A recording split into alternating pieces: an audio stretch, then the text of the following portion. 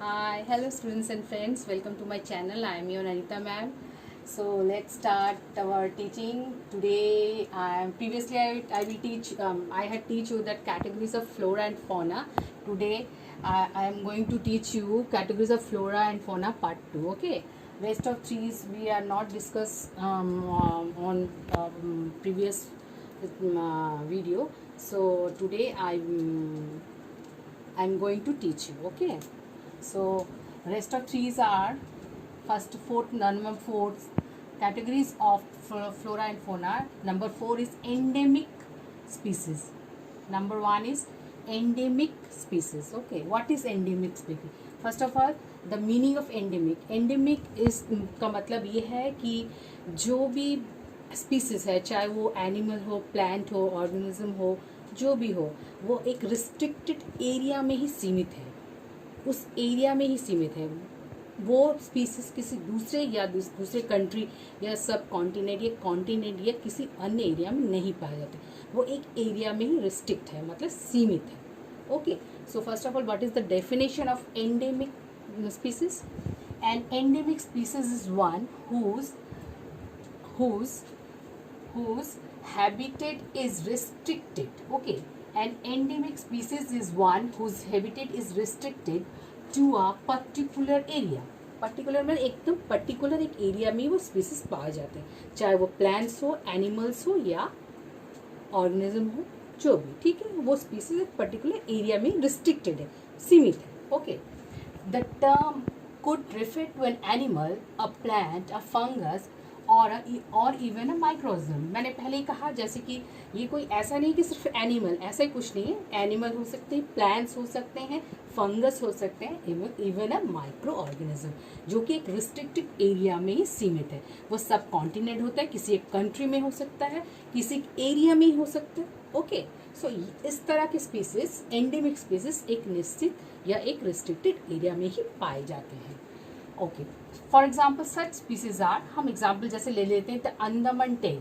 The Andaman teal is one type of duck, एक बतख है जो कि सिर्फ अंडमान में ही पाया जाता है। उसको इसलिए उसके कंट्री के नेम से, उसके स्थान, उसके केंद्र के नाम से, उसके जगह के नाम, प्लेस के नाम से उसका नाम पड़ा है अंडमान टेल। एंड टेल एक वन टाइप ऑफ डक है, ठीक है, बतख है।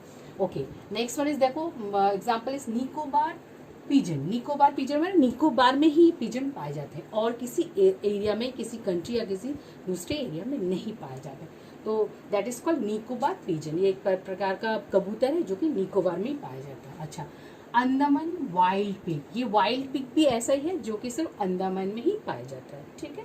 और एक है मिथुन। मिथुन ये एक अरुणाचल प्रदेश में पाया जाता है, असम में भी, तिब्बत में भी पाया जाता है। तो ये एक प्रकार का भैंस होता है जिसको मिथुन भैंस कहा जाता है। Okay, so in Arunachal Pradesh. Okay, clear. Endemic मतलब वो स्पीसीज होते हैं जो कि एक पर्टिकुलर एरिया में ही रिस्ट्रिक्टेड होते हैं, उसी पर्टिकुलर एरिया में ही पाए जाते हैं। Okay, now next one is rare species. Rare मतलब क्या होता है? दुर्लभ, जो कि नहीं पाए जा रहे हैं, दुर्लभ होते हैं, अनकॉमन होते हैं, ठीक है। तो इसका सबसे पहले हम लोग एक डेफिनेशन पढ़ लेते हैं। What is the definition of rare species? Rare species are the organism that are considered to be a very uncommon. ये अनकॉमन होते हैं, कॉमनली हर जगह नहीं पाए जाते हैं, ठीक है। तो ये अनकॉमन स्पीसीज होते हैं।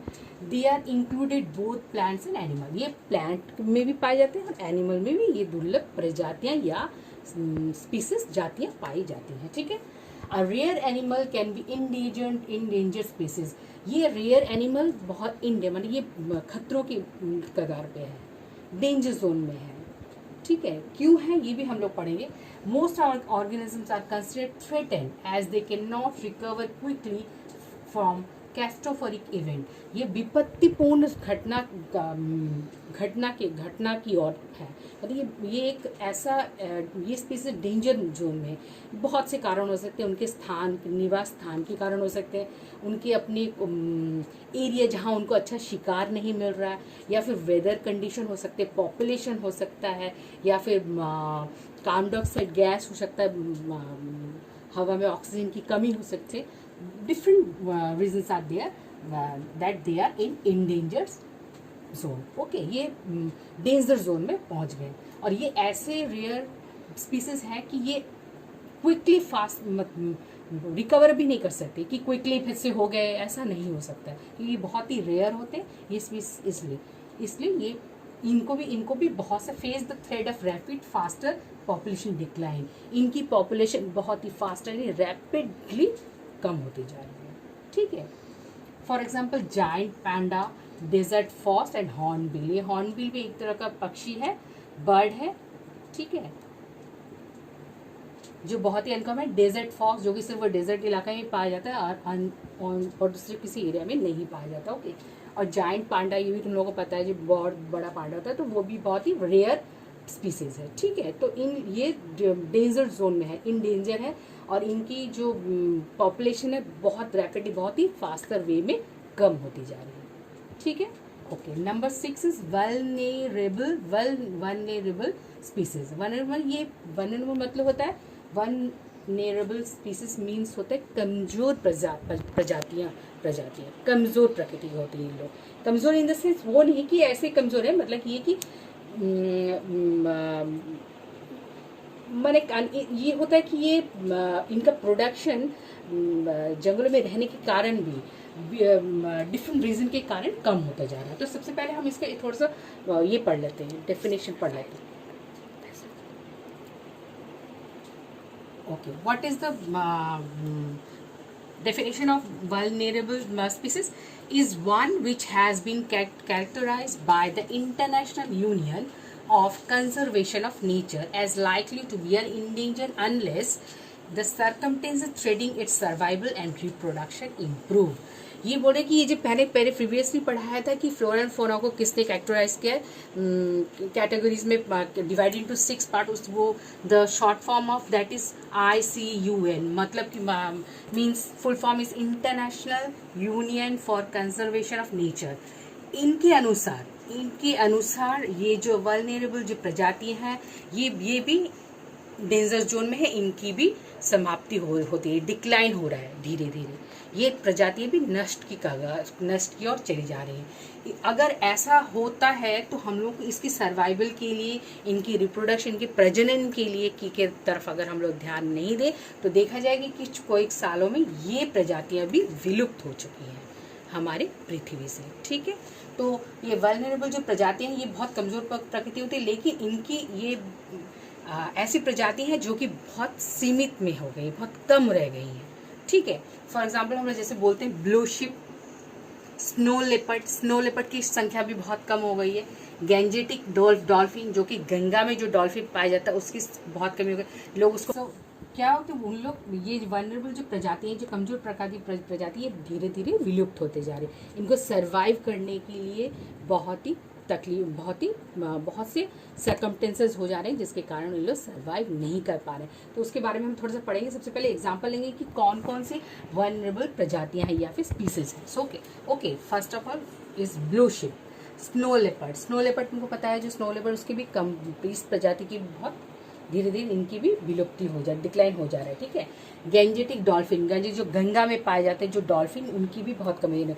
लोग इसको शिकार कर रहे, पकड़ ले फॉर खाने के लिए, उसके तेल के लिए, फॉर डिफरेंट रीजन, ओके। तो इनकी संख्या भी दिन दिन कम होती जा रही है। तो और एशियाटिक एलिफेंट भी बहुत कारणों के लिए इनको मार दिया जा रहा है, लेकिन ये नहीं सोच रहे हैं कि इसकी स्पीसीज अगर एक बार खत्म होगी तो उसको नहीं पाया जाए, क्योंकि ये भी किसी एरिया में, और ये प्रजातियां ऐसे हैं कि एक बार विलुप्त हो जाए फिर नहीं पाया जाएगा, ओके।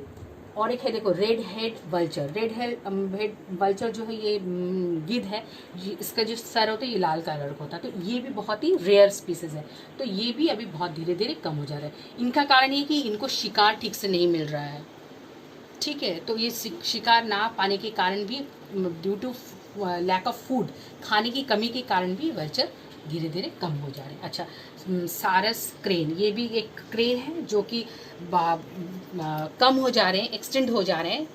ये भी डेंजर स्पीसीज में आ जा रहे हैं। वाई? बिकॉज देखो ड्यू टू हंटिंग, इनका शिकार हो जा रहा है, हंटिंग हो जा रहा है।